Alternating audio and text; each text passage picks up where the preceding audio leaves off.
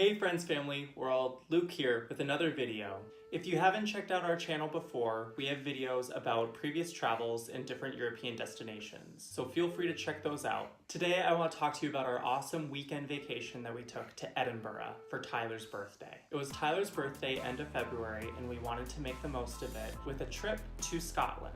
Neither of us had ever been to Scotland before, and Tyler's ancestry is from Scotland, at least on his dad's side. So we wanted to use his birthday weekend as an opportunity to visit a cool, interesting place we hadn't been to before. We booked a hotel in an area called Haymarket Square, which is a pretty nice downtown location. It was also very convenient because we were able to book a bus directly from the airport to the square, and literally the bus stopped right outside our hotel. Bonus perk, we got a beautiful sunset the night we arrived with a view right outside our hotel room. First thing Saturday morning, we walked to the city center via Grass Market. We walked through lots of really cute areas of town, including the area that inspired Diagon Alley from J.K. Rowling's Harry Potter books. For those of you who don't know, J.K. Rowling lived in Edinburgh at the time that she wrote the first couple Harry Potter books. So it's said that some of the inspiration for the buildings and aesthetics in the Harry Potter series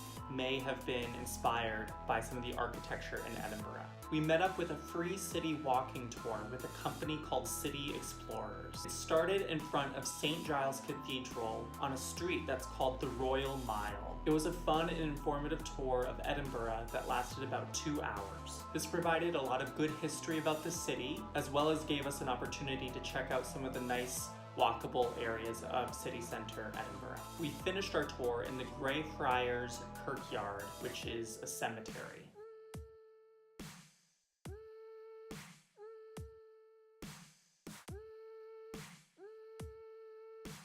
After the tour, we went to a restaurant that our tour guide had recommended for great haggis called Howie's.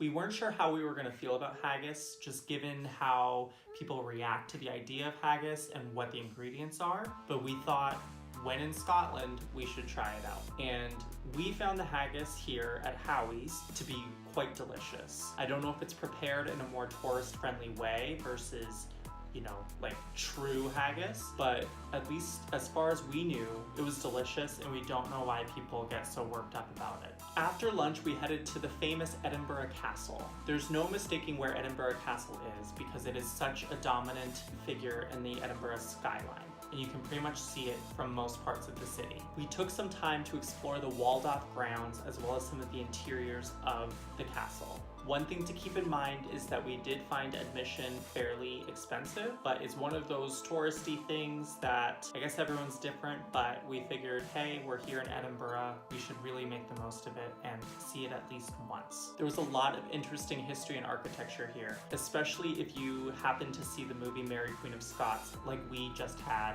very shortly before coming to Edinburgh.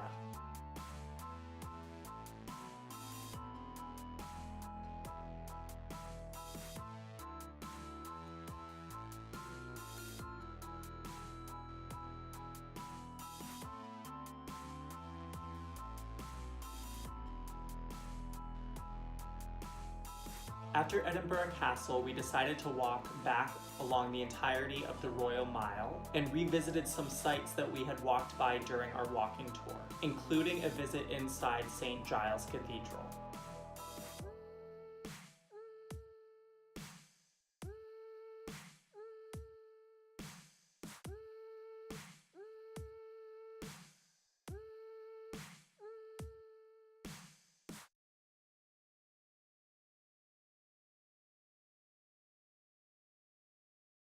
The next day, we walked down a street called Prince's Street, which is what divides Old Town and New Town Edinburgh. One thing I found funny is that New Town in Edinburgh, I believe, is from the 1700s, whereas back home in North America, buildings from the 1700s would be considered Old Town. It just goes to show how old Europe is.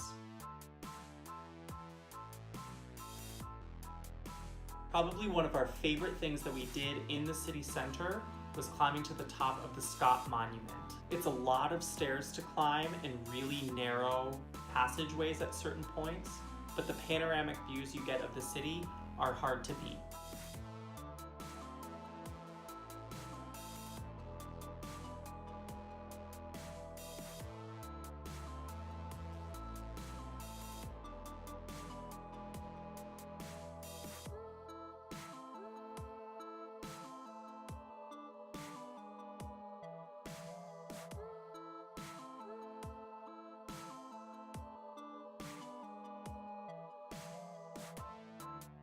After this, we walked even more and went to Arthur's Seat, which is a beautiful trail and hike just outside the city of Edinburgh. This is the main peak in a series of hills that surround Edinburgh and make up the majority of Holyrood Park.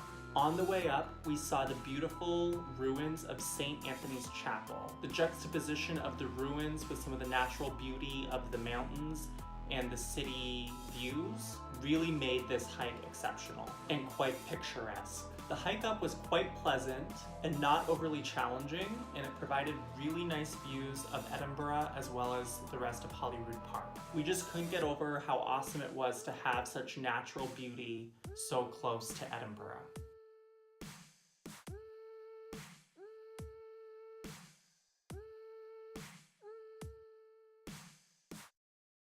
After the hike, we checked out the Palace of Holyrood House and the attached ruins of Holyrood Abbey. The palace is the official residence of Queen Elizabeth II when she visits Scotland every July. The ruins themselves were probably our favorite part of this site.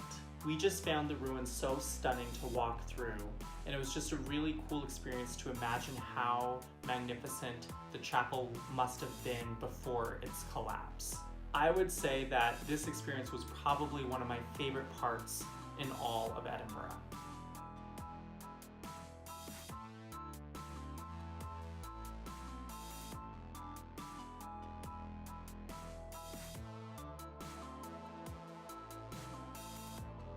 After all that walking, we figured that we deserved a bit of relaxation time. And so we went to the cafe called Elephant House. This is the cafe that J.K. Rowling wrote the first 2 Harry Potter books. We had hot chocolate and cheesecake and took in the cozy atmosphere. After a long day of exploring, we decided to have dinner at a restaurant called The Voyage of Buck. We had found out about this restaurant because it is known for having really creative and interesting cocktails. We decided to celebrate our great weekend by having the orange and papaya punch, which came in a massive punch bowl. It was so good, but probably safe to say that it's more of a sharing drink than one that you should get for yourself. So all in all, Edinburgh was an awesome experience. Highly recommended to anyone. It's definitely a quintessential UK city that should be on everyone's bucket list. It's also a city that I can't wait to go back to.